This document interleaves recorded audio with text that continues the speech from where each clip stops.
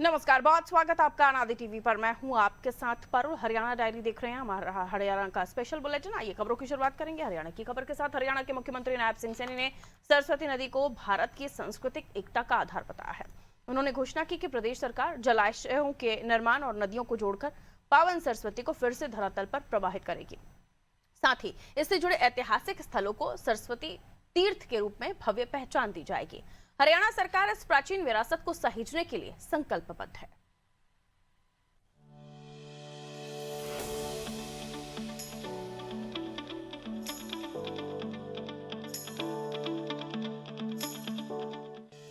वसंत पंचमी के पावन अवसर पर पिहोवा का सरस्वती तीर्थ भक्ति और विकास के संगम का साक्षी बना। सरस्वती महोत्सव 2026 के समापन समारोह में मुख्यमंत्री नायब सिंह सैनी ने प्राचीन नदी को फिर से जीवंत करने का संकल्प दोहराया। उन्होंने 63.86 करोड़ की लागत वाली 26 परियोजनाओं का उपहार देते हुए कहा कि सरस्वती नदी भारत की सांस्कृतिक एकता की जीवन रेखा है। मुख्यमंत्री ने तीर्थ के कायाकल्प के लिए एक भव्य मास्टर प्लान का शिलान्यास भी किया। सरकार की योजना नदियों को जोड़कर और नए जलाशयों के माध्यम से सरस्वती की अविरल धारा को पुनः प्रभावित करने की है। साथियों, मां सरस्वती की वंदना का आज विशेष दिन है। आज हम सब के लिए ये बहुत ही गौरव का दिन है। यह दिन हमारे लिए चौगुनी ऊर्जा लेकर के ये आया है और हम ज्ञान की देवी मां सरस्वती की पूजा आज हम कर रहे हैं। साथियों, दूसरी ओर हम सरस्वती नदी के पुनर्द्धार के संकल्प को भी आज हम दोहरा रहे हैं। सरस्वती नदी के पुनर्द्धार के लिए लगभग 63 करोड़ 86 लाख रुपए की लागत के 26 परियोजनाओं के आज यहां और उद्घाटन और शिलान्यास हुए हैं। वसंत पंचमी के पावन अवसर पर पिहोवा में श्रद्धा और आधुनिकता का अनूठा संगम दिखा। मुख्यमंत्री नायब सिंह सैनी ने मां सरस्वती, नेताजी सुभाष चंद्र बोस और सर छोटू राम को नमन करते हुए 64 करोड़ की परियोजनाओं की सौगात दी। ये दिन कुरुक्षेत्र के लिए दोहरा उत्सव रहा, क्योंकि आज ही के दिन 1971 में इस पावन जिले का उदय हुआ था। मुख्यमंत्री ने कहा कि पीएम मोदी के राष्ट्र गौरव अभियान को आगे बढ़ाते हुए हरियाणा सरकार सरस्वती को पुनः प्रभावित करने के लिए संकल्पबद्ध है। जलाशयों और नदियों को जोड़कर इस प्राचीन सभ्यता को जीवंत किया जा रहा है। हम सबको गर्व है कि आज पूरा देश नेताजी सुभाष चंद्र बोस उनके जन्म दिवस को पराक्रम दिवस के रूप में आज मना रहा है।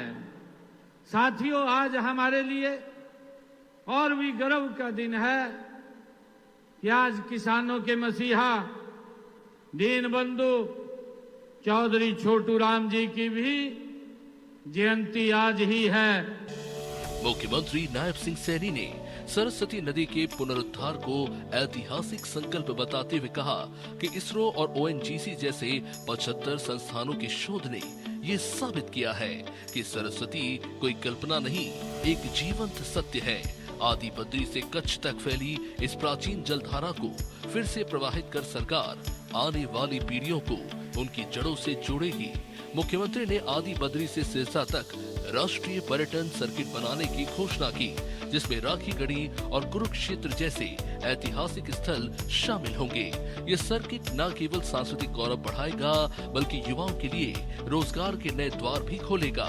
हरियाणा की इस गौरवशाली यात्रा की अधिक जानकारी हरियाणा पर्यटन विभाग पर उपलब्ध है। साथियों, यह सरस्वती महोत्सव हमारी प्राचीन सभ्यता और संस्कृति के पुनर्जागरण का ये पर्व है। साथियों, यह देश के यशस्वी प्रधानमंत्री आदरणीय नरेंद्र मोदी जी के उस राष्ट्र गौरव अभियान को आगे बढ़ाने की ये पहल है। मुख्यमंत्री नायब सिंह सैनी ने स्पष्ट कर दिया है कि उनकी सरकार विरासत और विकास को साथ लेकर चल रही है ताकि आने वाली पीढ़ियां अपनी जड़ों पर गर्व कर सके। डेस्क रिपोर्ट, अनादि टीवी।